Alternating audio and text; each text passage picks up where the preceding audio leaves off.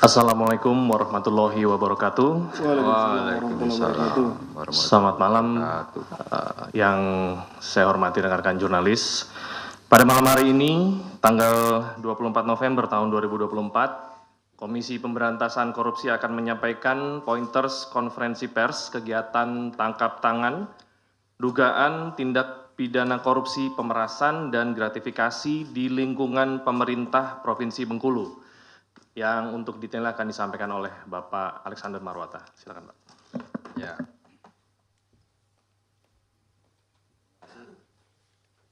Teman-teman, kami mohon maaf teman-teman menunggu terlalu lama ya karena banyak surat-surat yang harus ditandatangani dan dikoreksi.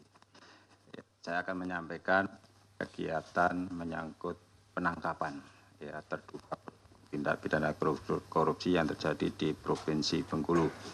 Perkara ini sudah dilakukan ekspos tadi sore ya setelah para terduga pelaku datang ke KPK, dan dalam ekspos tersebut dihadiri oleh 3 pimpinan, saya, Pak Nawawi dan Pak Tanak, dan berdasarkan kecukupan alat bukti kami sepakat untuk menaikkan perkara ini ke tahap penyidikan. Jadi Pak Tanak juga setuju, artinya beliau juga tidak keberatan dengan adanya kegiatan-kegiatan penangkapan seperti ini. Jadi jangan ditanyakan lagi besok kalau ada Pak Tanak itu kan. Nah, dari rangkaian penyelidikan, ini perkara ini dimulai penyelidikan dari bulan Mei. Ya, jadi sudah lama sebetulnya. Jadi proses penangkapan ini bukan tiba-tiba seketika ya, tetapi didahului dengan proses penyelidikan berdasarkan informasi yang diterima dari masyarakat atas adanya mobilisasi ya terkait dengan akan ikut sertanya yang bersangkutan tersangka petahana gubernur untuk mengikuti pilkada nanti pada bulan November yang hari Rabu nanti akan dilakukan pencoblosan. Nah, selanjutnya dari rangkaian penyelidikan dan berdasarkan keterangan pihak-pihak dan informasi, KPK mendapatkan informasi pada hari Jumat kemarin tanggal 22 November 2024 terdapat dugaan penerimaan sejumlah uang oleh saudara EF alias AC selaku ajudan Gubernur Bengkulu dan saudara IF selaku sekretaris Provinsi Daerah Bengkulu yang dimaksudkan untuk saudara RM selaku Gubernur Bengkulu. Selanjutnya sebagai tindak lanjut atas laporan masyarakat tersebut, KPK bergerak menuju Bengkulu. Pada tanggal 23 November 2024 sekitar pukul 7, tim mengamankan beberapa pihak, yaitu saudara SR selaku Kepala Dinas Tenaga Kerja dan Transmigrasi Provinsi Bengkulu. Ini diamankan di rumahnya ya, sekitar pukul 7. Kemudian SF Kepala Dinas Kelautan dan Perikanan Provinsi Bengkulu juga di rumahnya sekitar pukul 7.30. SD Kepala Dinas Pendidikan dan Kebudayaan di daerah Bengkulu sekitar pukul 8.30, FEP Kepala Biro Kepemerintahan dan Kesra Provinsi Bengkulu ini juga di rumahnya sekitar pukul 8.30, IF Sekretaris Daerah Provinsi Bengkulu di rumahnya sekitar pukul 16, kemudian TS Kepala Dinas Pekerjaan Umum dan Tata Ruang Provinsi Bengkulu di rumahnya sekitar pukul 19.30, RM Gubernur Bengkulu di Serangai Bengkulu Utara sekitar pukul 20.30 dan EF alias AC ajudan Gubernur Bengkulu di Bandara Fatmawati Bengkulu. Selain itu tim juga mengamankan sejumlah uang dan barang bukti di berbagai tempat, yaitu catatan penerimaan dan penyaluran uang sejumlah 32,5 juta rupiah, 32.550.000 rupiah pada mobil SD. Kemudian catatan penerimaan dan penyaluran uang tunai sejumlah 120 juta rupiah pada rumah saudara FEP. Kemudian uang tunai sejumlah 370 juta pada mobil saudara RM, serta catatan penerimaan dan penyaluran uang tunai sejumlah total sekitar 6,5 miliar dalam mata uang rupiah, dolar Amerika, dan dolar Singapura pada rumah dan mobil saudara EF. Sehingga total uang yang diamankan pada kegiatan penangkapan ini adalah sejumlah sekitar 7 miliar rupiah dalam mata uang rupiah, dolar Amerika, dan dolar Singapura. Adapun konstruksi perkaranya diduga telah terjadi tindak pidana korupsi sebagai berikut.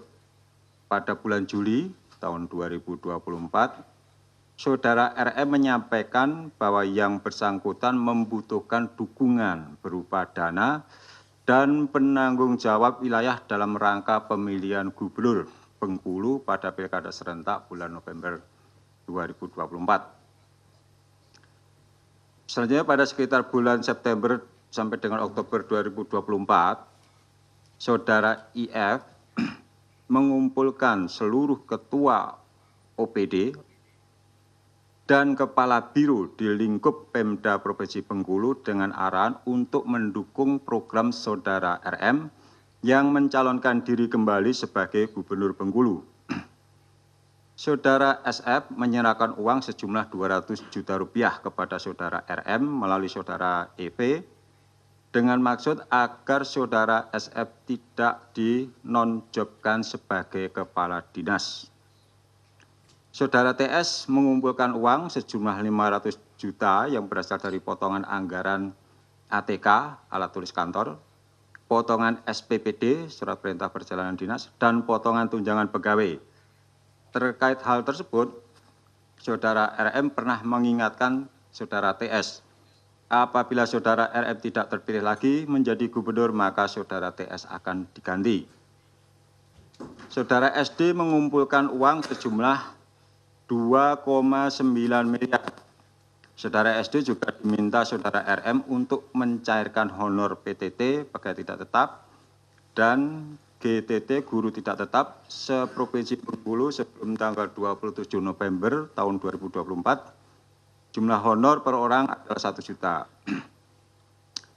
Kemudian pada bulan Oktober 2024, saudara FEP menyerahkan setoran donasi dari masing-masing satker di dalam tim pemenangan Kota Bengkulu kepada RM melalui EP sejumlah 1.405.000.000 rupiah.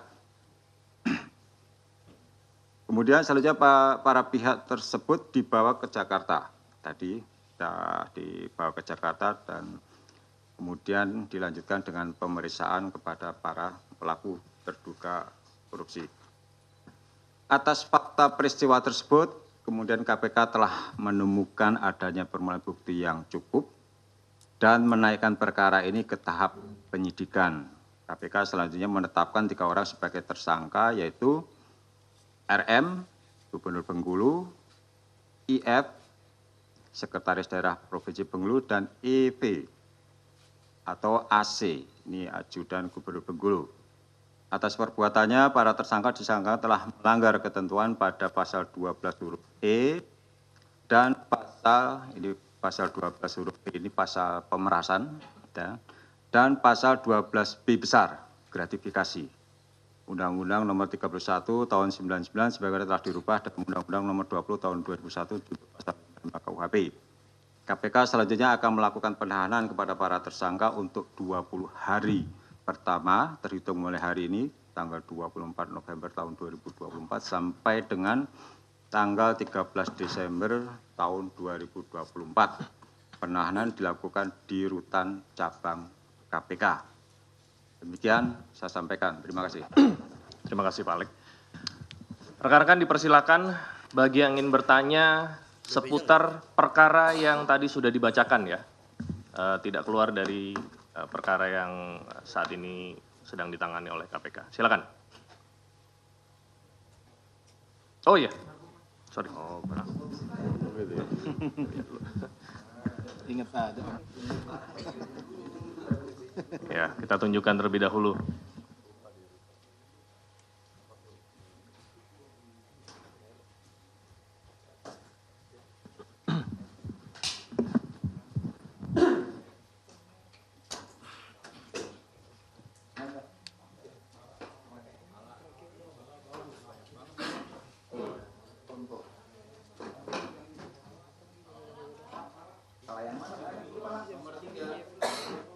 Mas Mario mana Mas Mario? Nggak kelihatan. Sakit.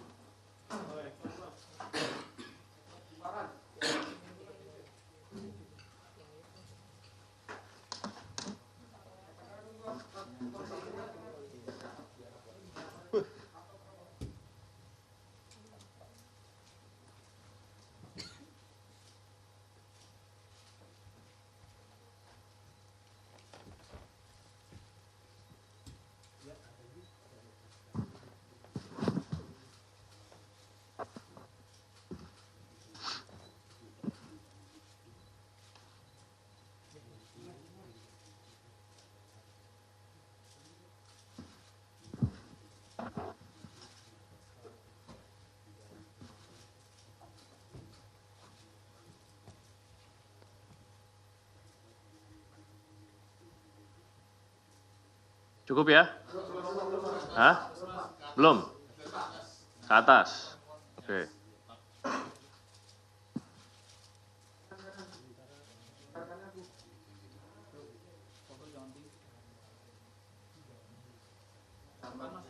Oke, terima kasih. Untuk barang bukti bisa dikeluarkan kembali.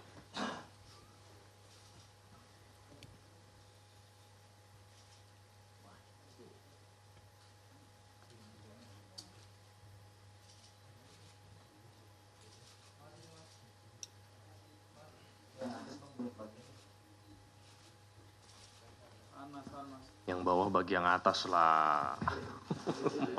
Apa isinya ya? Aduh. Oke. Ya, silakan diangkut kembali BB-nya.